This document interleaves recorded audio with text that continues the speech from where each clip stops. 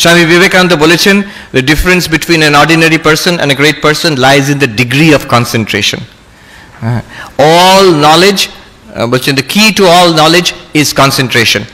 এই কথা বললে অনেকে বলবে এটা বাড়িয়ে চাড়িয়ে বলেছেন, অল নলেজ কনসেন্ট্রেশন দিয়ে হয়, সায়েন্টিফিক নলেজ একটা সায়েন্টিফিক প্রসিডিওর আছে, টিম ওয়ার্ক আছে, হ্যাঁ সায়েন্টিফিক গ্র্যান্ট আনতে হবে, ল্যাবরেটরি আছে, এই একটা প্রসেস দিয়ে যেতে যেতে নলেজ হয়, কনসেন্ট্রেশন দিয়ে হবে।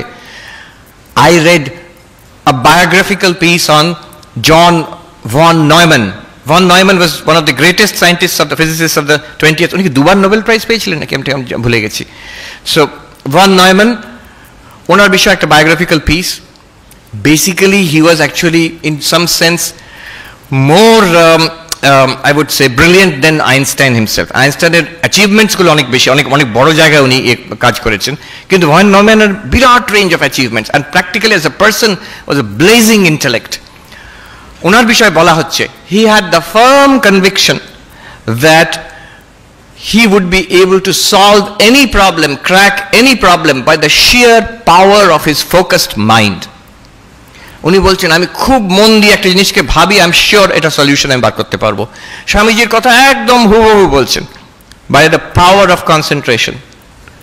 আমি হার্ভার্ডে যখন ছিলাম নিজের পড়াশোনা কম করতাম, আর ওখানে আমি যেতাম যত সব নাম করা মানে যে ফিল্ডে আমার ইন্টারেস্ট আছে, ইকোনমিক্সে, ফিলসফি, কিছু সায়েন্সে, সাইকোলজিতে, যে বই টই লঞ্চ হচ্ছে, নতুন স্কলার যারা আসছেন, হার্ভার্ডে এটা একটা প্রেস্টিজিয়াস, যে আমার বইটা যদি হার্ভার্ড থেকে লঞ্চ হয় এটা একটা বেশ বড় ব্যাপার।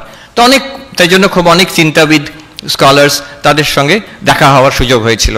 তো ওয়ান থিং আই নোটিসড, আমি মাঝে মাঝে জিজ্ঞেস করতাম এই ফোকাস নিয়ে, আর সবাই কিন্তু ওই জায়গায় একমত, যে কোনো বড় কাজ করতে গেলে, এটা তো স্কলারলি কাজ, মানে যেমন তোমরা যেমন আছো, মাস্টারমশাইয়ের যে কাজে আমরা সবাই এখানে আছি, it's an academic institution.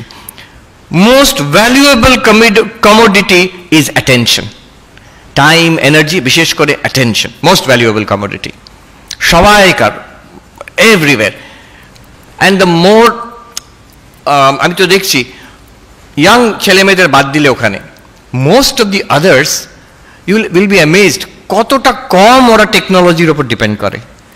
They depend on technology, কিন্তু they insulate themselves from technology. বিশেষ করে রিসার্চ কাজ যখন করছে, একটা স্ট্র্যাটেজি হচ্ছে they cut off blocks of time. সেখানে ওরা কোনো ইমেলের জবাব দেবে না, কোনো সোশ্যাল মিডিয়া তো দূরের কথা, ও সোশ্যাল মিডিয়াকে ওখানে ঘেন্না করে, ওই টপ লেভেলে যারা আছে, ছাত্ররা নয় তো সোশ্যাল মিডিয়ার থেকে তো দূরে থাকেই, ইভেন ইমেলেরও জবাব দেবে না।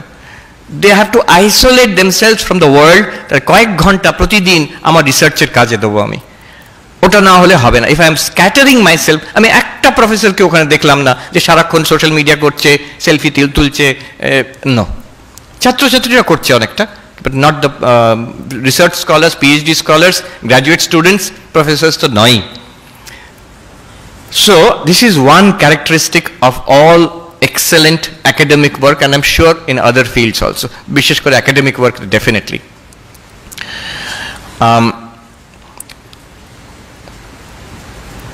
I'll just tell you, এইটা এখানে তো আছে নিশ্চয়ই, আমাদের লোগোটা আছে, রামকৃষ্ণ মিশনের লোগোটা এখানে আছে সামনে, এখানে নেই তো তোমরা তো দেখেছো রামকৃষ্ণ মিশন লোগোটা, ওই সূর্য উঠছে, হাঁস আছে, জল আছে, পদ্ম প্রস্ফুটিত হচ্ছে, আর একটা সাপ, serpent encircling the whole thing. তো ওটার মানে, ওটা কিন্তু স্বামী বিবেকানন্দ নিজে এঁকেছিলেন। Vedanta society of New York যেখানে আমি আছি, সেখানে একদিন সকালবেলা একজন ডাচ ভদ্রলোক, উনি স্বামী বিবেকানন্দের লেকচার উনি ছাপাতেন, তো উনি এসে জিজ্ঞেস করলেন সকালবেলা ব্রেকফাস্ট টাইমে, স্বামী it will be good to have a logo, যেটা আমরা ছাপিয়ে বিক্রি করবো, তো একটা লোগো থাকলে ভালো হয়। তো স্বামী বিবেকানন্দ ওইখানে একটা পেপার নিয়ে, বর্ণনা আছে, উনি চট করে কেটে একটা স্কেচ করে এরকম করে ছুঁড়ে দিলেন ওর দিকে, ডেস্কের over the table, draw it to scale বলে দিলেন। কি মানে এটার? যেখানে সূর্যটা হচ্ছে জ্ঞানের প্রতীক, পদ্মটা হচ্ছে ভক্তির প্রতীক, ঢেউগুলো হচ্ছে কর্মের প্রতীক, আর পুরো জিনিসটাকে এনসার্কেল করে যে সাপটি আছে, আমরা তো বলি কুণ্ডলিনী এসব বলি, but basically it is focus, the power of concentration.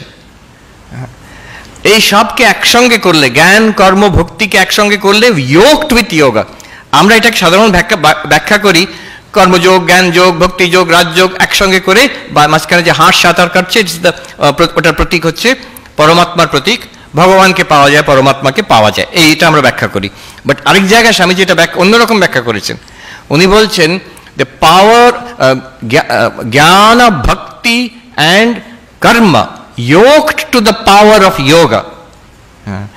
এই তিনটে জ্ঞান, ভক্তি, কর্মের পেছনে যোগের যদি পাওয়ার থাকে, তখন ভগবান লাভ করা যেতে পারে। যোগের পাওয়ারটা, পাওয়ার অফ যোগ means power of focus, power of concentration. পড়াশুনো শুধু কেন, ভগবান লাভ অব্দি হতে পারে ওই power of focus, power of concentration দিয়ে। যোগ to the power of focus. ওই একজন পজিটিভ সাইকোলজিস্ট, তার বইতে, কনসেন্ট্রেশনের ওপর বই, তিনি ওই সর্পের যে প্রতীকটা ওটা ব্যবহার করেছেন। স্বামী বিবেকানন্দ পড়েননি, আই এম শিওর, নিজের থেকে উনি ভেবেছেন ওটা এক্স্যাক্টলি যা স্বামী বিবেকানন্দ বলছেন। ওটাকে আরো একটু ব্যাখ্যা করছেন যে বেস্ট এক্সাম্পল অফ ফোকাস হচ্ছে এই কোবরা, ফোনা তুলেছে। কি মানে? সো একটা cobra, imagine a cobra with a raised hood, it is focused on the prey, মানে ওই ব্যাংকে একটা ইঁদুরকে ধরবে, তার উপর একদম laser like focus, number one. Number two, it holds the focus. জি, লেজার লাইক ফোকাস তো আমরা সবাই করতে পারি, 1 মিনিট 2 মিনিটের জন্য করতে পারি। Our problem is we are unable to hold it, it shifts. আর যেটা সোশ্যাল মিডিয়া করে চট করে শিফট করিয়ে দেয় এক জায়গা থেকে আরেক জায়গা। So we are unable to hold it. The cobra, it holds that focus, অনেকক্ষণ ধরে আছে। আর থার্ড, ভেরি ইম্পর্টেন্ট, ওই ফোনাটা বলছে it's a symbol of cutting out the rest of the world. এই জগৎ সংসারকে বাদ দিয়ে দিচ্ছে। হ্যাঁ, যে বায়োলজি পড়েছে বলছে না মহারাজ, ওইটা তো মানে নয়। I know that. ফোনাটা ওটা it's a kind of mechanism of the cobra, নিজেকে আরো ইন্টিমিডেটিং করার জন্য ফুলিয়ে ওঠে ওটা ওরম ভাবে। কিন্তু অ্যাকচুয়ালি এটা it's being used in a symbolic way. উনি বলছেন এটাকে এভাবে ভাবো, ও জগৎ সংসারকে বাদ দিয়ে দিচ্ছে। So 3 components of concentration. আমি কনসেন্ট্রেশন ফোকাস কি করে করব? একটা হচ্ছে laser like focus, scattered focus নয়, লেজার লাইক এক জায়গায়। দ্বিতীয় হচ্ছে হোল্ড ইট। তৃতীয় হচ্ছে cut out everything else, cut out everything else. হ্যাঁ, আমি দেখেছি ছোট বাচ্চারা যখন পড়ে এইভাবে পড়ে, বইকে রেখে একদম হাতটাকে দেখো এইভাবে করে পড়তে। কি করছে ওরা আসলে জগৎটাকে বাদ দেওয়ার চেষ্টা করছে, প্রচন্ড ফোকাস করার চেষ্টা করছে। তোমাকে ওইভাবে পড়তে হবে না, but that is the idea. ওই কিউবিকেল ওইরকম ভাবে কেন করা হয়েছে? আমি হারবার্ডে দেখলাম, আবার মজার কিউবিকেল ছবি দেখিয়েছিলাম, ছোট ছোট বাক্সর মধ্যে ওর মধ্যে বসে যাও, পা ছড়িয়ে বসতে পারবে, এবার সব চারিদিক থেকে বন্ধ হয়ে যাবে। তুমি বাইরে দেখতে পাচ্ছ, তোমাকে ওর কেউ দেখতে পারবে না। ওটা একটা বাক্স আছে, আর কিছু নেই, ওর মধ্যে তুমি বসে আছো। কিন্তু এবার তার মধ্যে তুমি কম্পিউটার আছে, তুমি পড়াশোনা করতে পারো, ঘুমোতে পারো, যাই করতে পারো। Focus. So cutting out everything else, laser like. And Swami Vivekananda বলছেন, secret to concentration is to do whatever you are doing with the fullest possible attention. That's a laser-like focus. তারপরে hold it, don't shake. উত্তরাখণ্ডে একজন সাধু, উনি ধ্যান কি করে করতে হবে তার ইনস্ট্রাকশন দিচ্ছে। সে একদম এনসিসির প্যারেড গ্রাউন্ড ইনস্ট্রাক্টর মতন। বলছেন, হিলো মাত, নড়বে না, সোজা বসে থাকো। বলো মাত, কোনো কথা বলবে না। সোচো মাত, চিন্তা করবে না। Hilo mat, bolo mat, socho mat. Which means be steady, hold that focus, and also cut out everything else. কিছু পজিটিভ সাইকোলজি রিসেন্টলি ওরা বার করেছে যে an optimum time, এটা তুমি নিতেও পারো নাও নিতে পারো। an optimum time is you divide your time into 25 minutes. বেশিক্ষণ যারা পারছে না, বিশেষ করে যাদের ফোকাসের অসুবিধে, সবাই করে না, অনেকে by nature you are focused, many of you are very good students, so তোমাদের একটা হ্যাবিট আছে ফোকাস করার। But if you find it difficult, problematic, then you can divide your time into 25-minute gaps. একদম 25 minute without any kind of disturbance, with intensity. এটা সংকল্প করবেন যে I'll cut off this time. এখন থেকে 25 minutes আর কিচ্ছু হবে না, কোনো মোবাইল নয়, কোনো বন্ধুর সঙ্গে কথা নয়, কোনো অন্য চিন্তা নয়, জাস্ট এই বইটাকে, এই লেখাটাকে, অ্যাসাইনমেন্টটা। 25 minutes later I can give a little, যদি ইচ্ছে করে একটা গ্যাপ দিলাম, কয়েক মিনিট এদিক ওদিক দেখলাম, একটু স্ট্রেচ করলাম, একটু গিয়ে জল খেয়ে এলাম, হ্যাঁ, আবার তার নেক্সট 25 মিনিটস। বলছে এটা নাকি ভালো কাজ করে। Depends, you must have your own study habits তো নিজে তৈরি করতে হবে। It depends from, it changes from person to person. যদি অনেকক্ষণ ধরে রাখতে পারো কনসেন্ট্রেশন আরও ভালো, না পারলে এটা একটা। নাও স্বামী বিবেকানন্দ উনি যখন বলছেন যে do whatever you are doing with the fullest possible attention, আমরা মনে করতে পারি সব কিছু ফুলেস্ট পসিবল অ্যাটেনশন দিয়ে করবো কেন, আমি একটা বই পড়ছি ঠিক আছে ফুলেস্ট পসিবল অ্যাটেনশন, বন্ধুর সঙ্গে গল্প করছি ফুলেস্ট পসিবল অ্যাটেনশন কি দরকার, তো রিল্যাক্স করছি। But no, it's a habit of the mind. So we have only one mind. Swami Vivekananda বলছেন remember you have only one mind, it is the same mind. যে মনটাকে সারাদিন আমি ছেড়ে দিচ্ছি, ঢিলেভাবে চলছে, যেমন চলছে চলুক, এখানে যেমন চলছে চলুক চলবে না, যেহেতু you have a routine here, মহারাজরা আছেন, ওয়ার্ডেনরা আছেন, একটা টাইম টেবিল, একটা ঘন্টা আছে, so you are, it's good, you are in a routine. কিন্তু যখন রুটিন নেই, তুমি একা পড়ছো, অন্য কোনো শহরে কেউ বলার নেই, মহারাজ নেই, বাবা মা নেই, একা আছো, যেমন ইচ্ছে তুমি থাকলে, then you will notice one thing, যখন আমার ইচ্ছে হচ্ছে পড়তে, that I have to focus on something, আর মন নিচ্ছে না তখন, because I have let the mind run as it wants to throughout the day.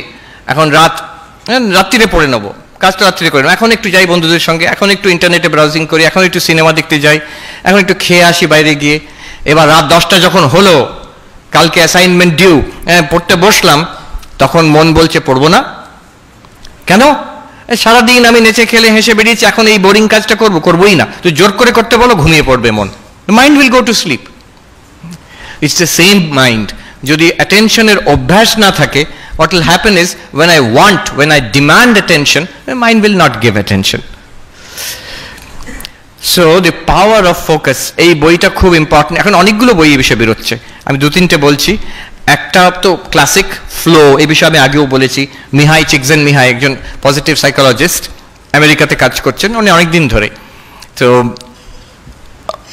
He has written this book flow, it's about focus. আমি ফোকাসের বিষয়ে, কনসেন্ট্রেশনের বিষয়ে পজিটিভ সাইকোলজি আজকাল যা আবিষ্কার করেছে মোস্টলি ওই একটা বই পড়লে অনেক কিছু বোঝা যায়, ইটস ভেরি হেল্পফুল।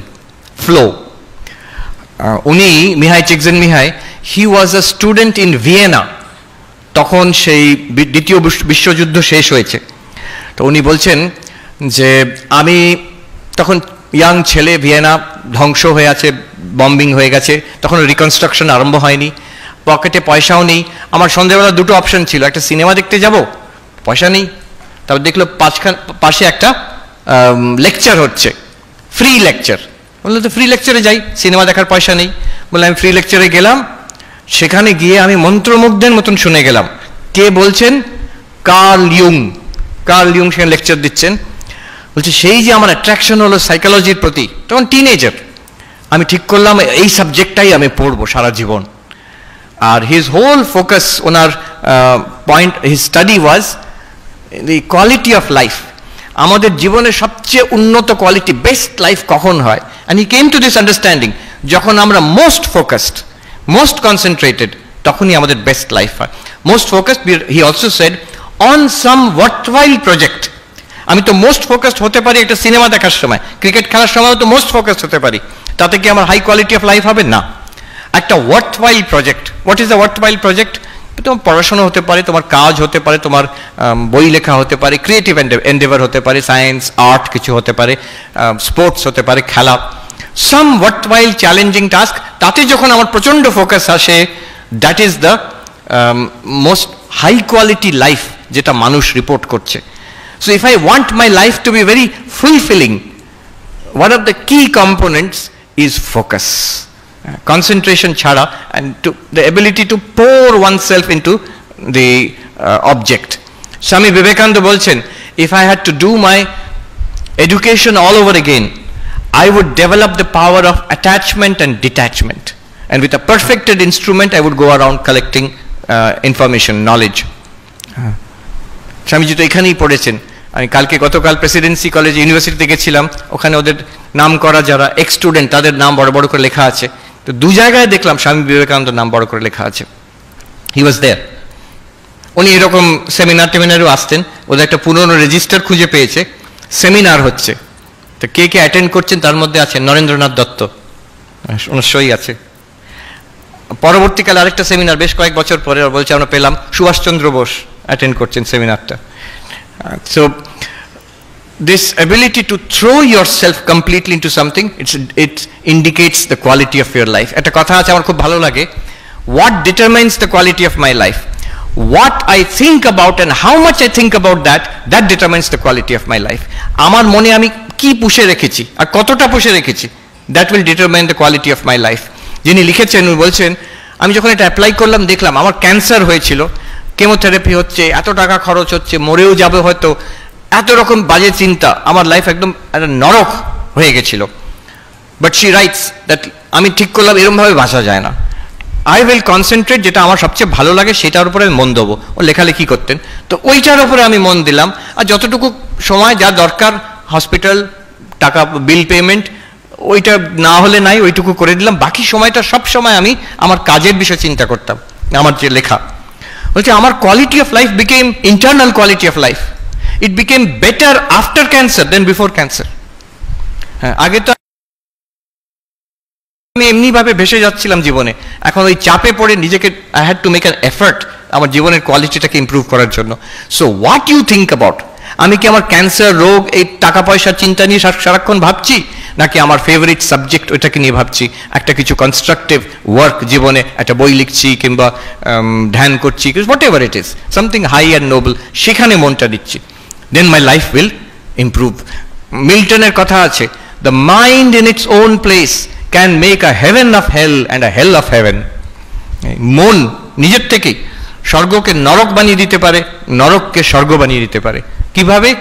কি চিন্তা আমি মনে পুষে রেখেছি, কোন চিন্তাটা, আর সেটাকে ডেলিবারেটলি করতে হবে। ডেলিবারেটলি না করলে কি হবে, যেটা ইমিডিয়েট সমস্যা সেটা মনকে সে ভূতের মতন পেয়ে বসবে। আমি যদি ডেলিবারেটলি করি, আমি আমার সাবজেক্ট এই নিয়ে ভাববো, আমি আমার ইষ্ট দেবতা, আমার আরাধ্য দেবতা ওই নিয়ে ভাবো। যোগীরা কি করে, একটা উচ্চ আদর্শের উপরে মনটা দিয়ে রাখে, বাকি জীবনে যা হচ্ছে হচ্ছে ও অল্প একটু অ্যাটেনশন দিলেই হয়ে যায়। স্বামী ব্রহ্মানন্দ বলতেন যে মনের 3/4 of the mind keep it on god, যদি রাখতে পারো যদি, তাহলে 1/4 অফ দি মাইন্ড 25% মন দিয়ে তুমি সংসারের সব কাজ করতে পারবে। আমরা উল্টোটা করি, ঈশ্বরে মন রাখি না, 100% মন দিয়েও সংসারে কাজ করতে পারছি না আমরা, দ্য মাইন্ড ওই নরক করে দিচ্ছে জীবনকে একটা। So remember this two things, the quality of your life depends what you think about and how much you think about it, মনের কতটা অংশ সেখানে দিয়ে রেখেছো। And the mind in its own place can make a heaven of hell and a hell of heaven. আমি